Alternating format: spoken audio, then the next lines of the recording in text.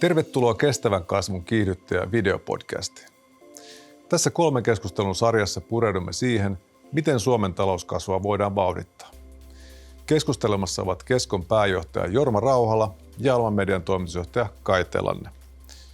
Aloitamme luottamuksesta. Ruudulla näkyvä kuva kertoo paljon viimeisestä 6 vuodesta.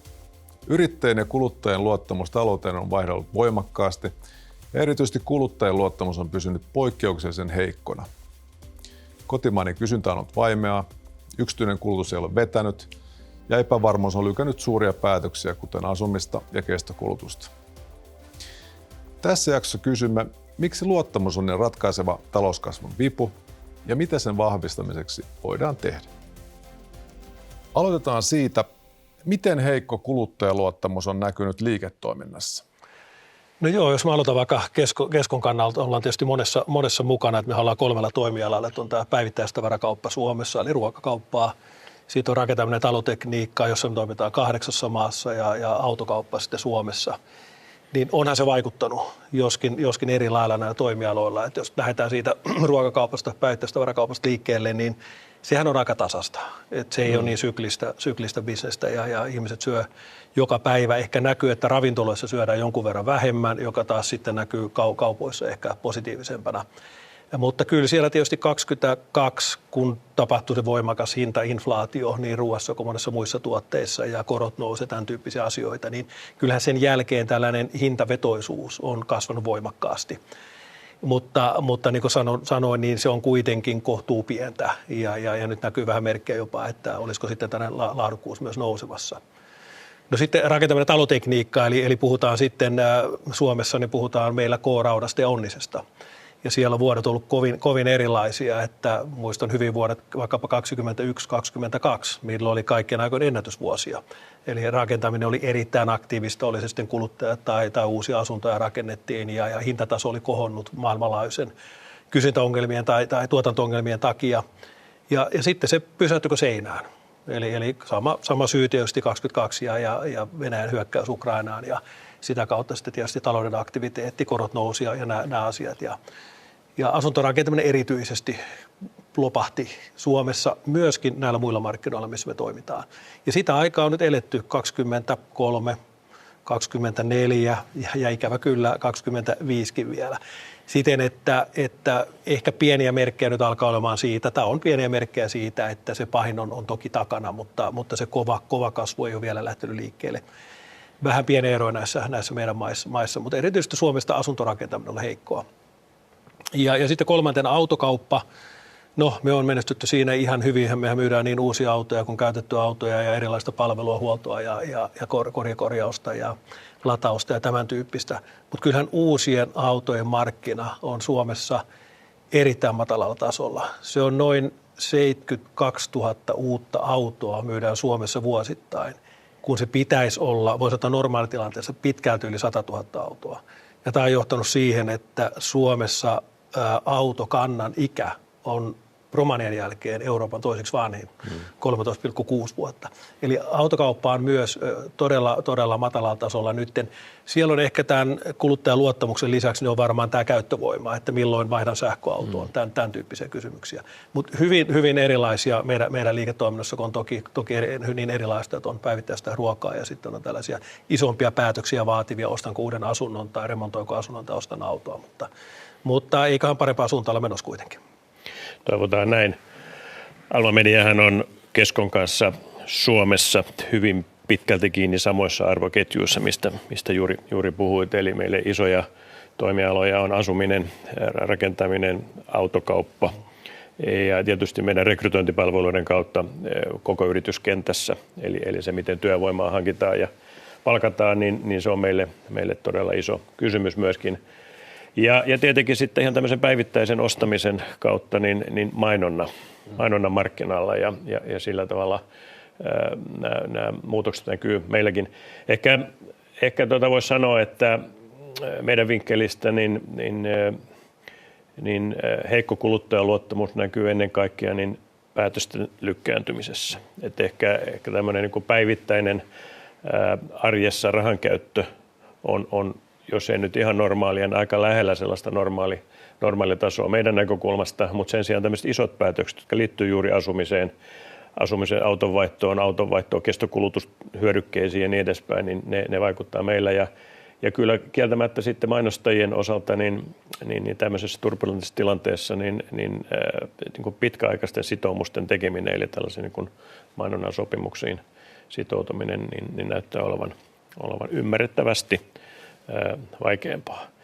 Eli mä sanoisin, että Alman näkökulmasta niin ei ole kysymys tämmöistä täydellisestä pysähdyksestä, mutta hyvin varovasta käyttäytymistä kuluttajan osalta, joka syö tietysti volyymiä ja näkyvyyttä sitten eteenpäin. Mutta tässä on totuttu elämään ja tästä kyllä jatketaan ihan niin kuin hyvillä mielin. Tämä luottamuksen puute ei näköjään tapa kysyntää kyllä, mutta hidastaa sitä merkittävästi.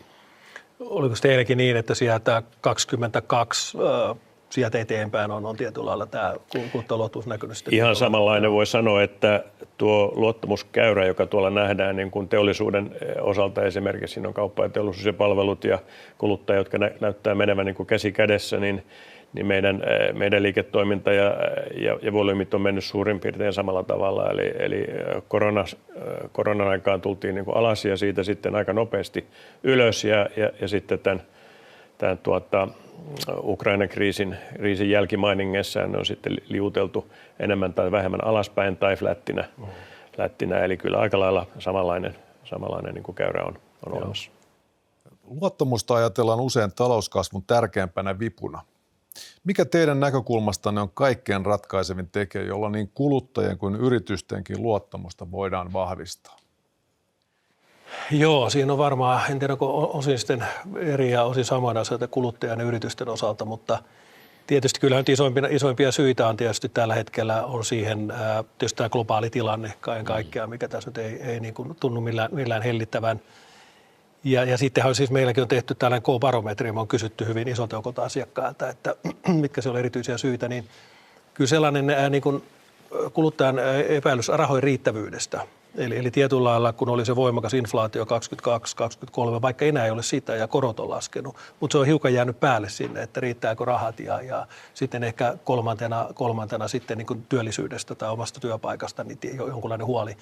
Että ne näkyy niitä syitä olevan ja tietysti niin kuin sillä globaalille tilanteelle ihan hirveästi ei voida geopolitiikalle tehdä, mutta miten sitä voitaisiin sitten vahvistaa, niin kyllä mä sanon, että niin kuin yritysten osalta niin kyllä sellainen, että olisi sellainen pitkäaikainen visio näkymä, jos nyt puhutaan Suomesta, että mitä Suomi haluaa, minkälainen meidän elinkeinoelämän rakenne pitäisi olla ihannetilassa vaikka 2030-2035, minkälainen meidän kuntarakenne, minkälaisia verotuksen perusprinsiippiä, maahanmuuttopolitiikkaa, koulutukseen liittyvät asiat. Että tämän tyyppisiä, että olisi yrityksellä usko ja luottamus siihen, että jos teemme nyt investointipäätöksiä, mekin investoidaan kuitenkin vuosittain niin pelkästään Suomen kauppapaikkoihin 250 miljoonaa euroa, tehdään logistiikkakeskuksia, tehtiin juuri 300 miljoonan, niin kyllä tällaista asiat, että voisi luottaa tämän tyyppisiin asioihin, mitä tapahtuu verotukselle tai mitä tapahtuu erilaiselle sääntelylle tai tämän tyyppiselle. Että ei kävisi niin, että 4 vuoden välein esimerkiksi vaihtuu päättäjät ja vaihtuu täysin suunta. Niin kyllä mä sanon, että yritysten osalta olisi se, että voimme rakentaa pitkäaikaista strategiaa, totta kai, jota pitää sitä aina hienosäätää. Mutta niin kuin sanottu kuluttajan osalta, niin vaikea kysymys, mutta varmaan tietysti tämä geopoliittisessa tilanteessa, jos jotain tulisi positiivista, niin voisi auttaa. Joo, ei tuohon paljon ole lisättävää. Mä olen aivan samaa mieltä, että jos nyt tämän geopolitiikan unohtaa, joka tietysti on nyt erittäin akuutti tilanne ja hyvin ymmärrettävä, että kuluttajat niin kuin yrityksetkin tulee varovaisiksi, niin mä sanoisin, että keskeinen asia on tämä ennakoitavuus. Eihän kukaan yritykset eikä kuluttajat odota täydellistä tilannetta oikeastaan koskaan. Se riittää, että on ennustettavuutta ja ennakoitavuutta niin, että ei koko aikaa muutu tilanteet vuodesta toiseen ja keskeiset päätökset. Silloin kun mun mielestä niin kun kuluttajista puhutaan, niin siinä vaiheessa kun kuluttajalla on näkymä riittävästi eteenpäin siihen työhön, verotukseen, korkokantaan, julkisen talouden kestävyyteen ja niin edespäin, niin silloin se usko siihen tulevaisuuteen alkaa palaan ja ollaan valmiita investoimaan kulutukseen ja kestokulutukseen ihan samalla tavalla. Että ei tämä luottamus mistään lupauksista synny, vaan se pitää niin kuin kävellä paikalleen ja hyväksyä se, että jos linja pysyy, niin kuluttajat kyllä palaa markkinalle.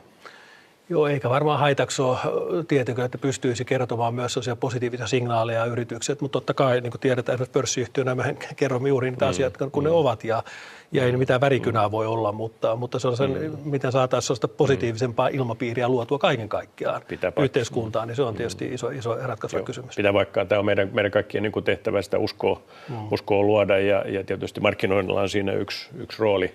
Me ollaan suomalaiset vähän varovaisia, me lähdetään liikkeelle vähän hitaasti ja usein kun lähdetään alaspäin, niin me ruvetaan vetämään myöskin investointeja hanoja kiinni. Ruotsalaiset toimii pikkusen eri tavalla tässä vaikka mainonnan suhteen, jos siitä nyt puhutaan, niin siellä usein tehdään niin, että silloin kun näyttää, että kysyntä laskee, niin aletaan panoksia lisäämään. Tämä on ehkä tämmöinen suomalainen varovainen ominaispiirre kaikessa toiminnassa, jossa voi olla myöskin ihan hyviä puolia. Eihän varovaisuus mikään synti ole, se on ihan järkevää tietysti tilanteessa. Usein julkisen talouden sopeutus ja talouskasvu asetetaan vastakkain. Miten te näette asian? Millainen julkisen talouden linja tukee parhaiten yritysten luottamusta ja kasvuhalukkuutta pitkällä aikavälillä? Joo, niin kuin tässä vähän jo keskusteltiin, niin kyllähän tämä ennakoitavuus. Ennakoitavuus on hyvin keskeisessä roolissa ja tietysti kun ajatellaan yrityksiä, niin menee nimenomaan sitten verotukseen liittyvä asia ja työvoimasaantiin ja koulutukseen liittyvät asiat, mutta kyllä mä myöskin tällaisen niin kuin sääntelyympäristön nostaisin esille, että kun me tiedetään, niin EU:ssa kyllä sitä varmasti riittävästi on ja sitä nyt on kerrottu, että sitä tullaan vähentämään. No, kovin huonosti se on vielä näkynyt tuohon arkeen. Mä oon 34 vuotta tehnyt niin kuin jonkunlaista liiketoimintaa eri tehtävissä ja kyllähän tämä sääntelyn määrä on melkoinen tänä päivänä. Ja tietysti osin se on varmasti tärkeää, mutta jos mä jotain esimerkkejä kerron tällä hetkellä, mihin niin kuin aikaa menee, niin on vaikkapa sitten päivittäistavarakaupasta, puhutaan suomalaisesta ruokakaupasta ja siellä puhutaan tästä elintarvikemarkkinalaista. Eli sinnehän on tehty erilaislainsäädäntö jo vuodesta 2013 alkaen, on ollut kilpailevaa markkina-asemaa ja elintarvikemarkkinalakia ja tämän tyyppisiä. Ja nyt on lausuntokierroksella siellä tämän tyyppinen laki, että private labelit, eli esimerkiksi meillä Pirkka. Että niin kuin, siellä tällä hetkellä lukee niin, että tullaan jollain lailla ohjaamaan tuoteesittelyjä. Siis aivan tällaista kansallista lainsäädäntöä, jossa otettaisiin kantaa, miten Pirkka-tuotteet saa olla kaupassa esillä versus joku A-brändi. Eli mietitään vaikka esimerkkinä Coca-Cola, on kohtuullisen tunnettu brändi, ja meillä on sitten Pirkka-Cola, ei ole kauhean iso tuote. Niin tuoteesittelyissä meidän pitäisi katsoa niin, ettei tätä Pirkka-tuotetta jollain lailla, ettei se saa poikkeuksellisen suurta tilaa tai vastaavaa. Niin tämän tyyppistä kansallista lainsäädäntöä, säätelyä. Mä ymmärrän tietysti, jos tämä on, ja kun tämä on lähtenyt liikkeelle esimerkiksi alkutuottajan asemasta, äärimmäisen tärkeää Keskolle, että alkutuottajat pärjää. Suomalainen maatalous, huoltovarmuus, tähän liittyvät asiat.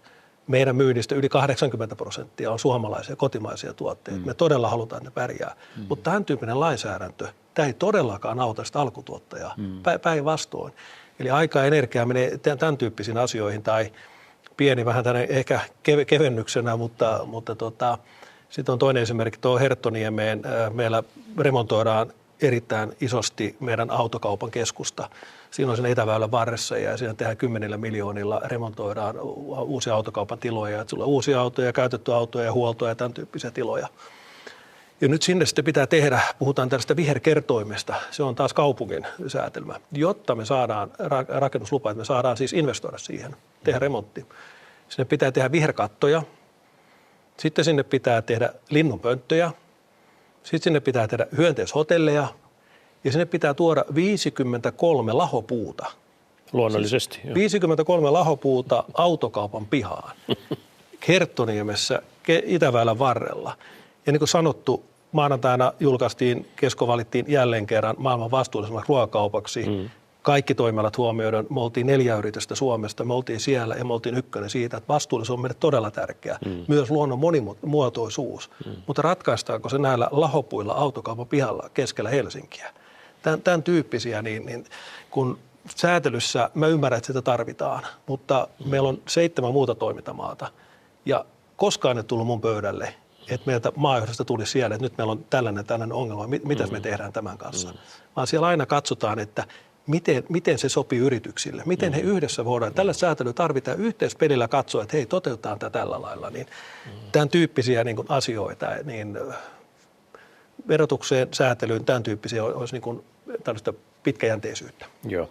Mä olen samaa mieltä, että yleisellä tasolla niin tämmöinen uskottava ja pitkäjänteinen julkinen talous ja ohjelmat on välttämättömiä. Eihän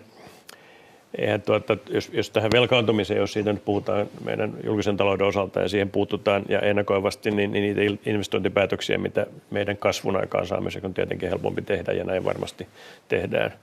Julkinen talous ja kasvuhan ei ole mitenkään niin kuin janan ääripäässä ja vastakkaisia. Me kaikki ymmärretään, että kasvu on edellytys kestävälle taloudelle ja kestävälle julkiselle taloudelle ja sitä kautta sitä ei kannata niin kuin kieltää. Tuohon säätelyyn liittyen niin samaa mieltä mehän säädellään itsemme kuoliaaksi, eli meillä on tietysti tämä EU-tason sääntely, josta sitten nämä aihiot tänne tulee, mutta että meillä on todellakin syntynyt semmoinen perinne nyt tänne Suomeen, että sitä sääntelyä ja juridiikkaa, jota sieltä sitten aika isolla volyymilla tuodaan, niin ne kansalliset sovellukset on niin kireitä kuin vaan mitenkään niin kuin mahdollista, joka tuntuu vähän oudolta tällaisessa pienessä maassa. Meillä tietysti niin kuin tällä hetkellä niin enimmäkseen näkyy tämän digitaalisen toimintaympäristön kuluttajasuojan ja tämän datasääntelyn ympärillä olevat hankkeet, joissa on niin kuin valtava vyöry on tullut ja tulossa ja niitä tietysti yritetään tässä parhaamme mukaan taklata, mutta eiköhän tässä nyt ole pikkuhiljaa havahduttu myöskin EU-tasolla, että globaalisti tällainen peli ei ole voittava konsepti, jota meidän täytyy tehdä ja tämä pitäisi mun mielestä niin kuin hyväksyä myöskin täällä Suomen kansantalouden tasolla. Juuri näin, ja voisi niin kuvitella, esimerkkejäkin löytyy, että siihen aika nopeastikin pystytään niitä muuttamaan, mutta tosiaan kun EUsta tulevaa säätelyä, ja juuri mitä mainitsit, että kuinka Suomessa sitten se vielä toteutetaan. Juuri eilen kuulin yhden esimerkin ihan EU-lainsäädännöstä, miten se Ruotsissa tullaan eri lailla toteuttamaan. Kuunneltu yrityksiä, että on fiksua tehdä näin, tehdään tällainen siirtymäaika. Sitten tulee tämä kotimainen säätely, ja sitten on vielä kaupunkien ja kuntien säätelyä. Se tulva on valtava EU-tasolta, ja sitten tämä paikallinen soveltaminen on niin rankkaa, että tämä tuntuu aika kovalta tämä kuorma tietysti yrityksistä ja varmaan niin kuin kuluttajistakin. Meillä ei valitettavasti ole toistaiseksi kovin hyviä esimerkkejä ainakaan yritysten näkökulmasta hyvistä sovelluksista EU-tason säätelystä ja sen paikallisesta sovelluksesta. Toivotaan, että tilanne muuttuu parempaan. Joo, täsmälleen samaa mieltä, mutta jäädään kuulolle ja ehditään toivossa tämän osalta. Näin me tehdään. Kiitos keskustelijoille. Jos vedämme tämän keskustelun yhteen, yksi asia nousee selvästi esiin. Luottamus ei synny yhdestä päätöksestä, vaan johdonmukaisuudesta. Ennustettavat pelisäännöt, uskottava julkisen talouden linja, näkymä työhön ja ostovoimaan ovat kaikki asioita, jotka saavat kotitaloudet ja yritykset liikkeelle. Luottamus on kasvun perusedellytys, mutta se ei yksin riitä. Seuraavassa jaksossa siirrymme askeleen eteenpäin ja puhumme säästämisen kuluttamisen suhteesta. Miksi kulutus on jäänyt kasvun heikoksi lenkiksi ja miten kotimainen kysyntä saataisiin uudelleen liikkeelle. Kiitos, että olet mukana.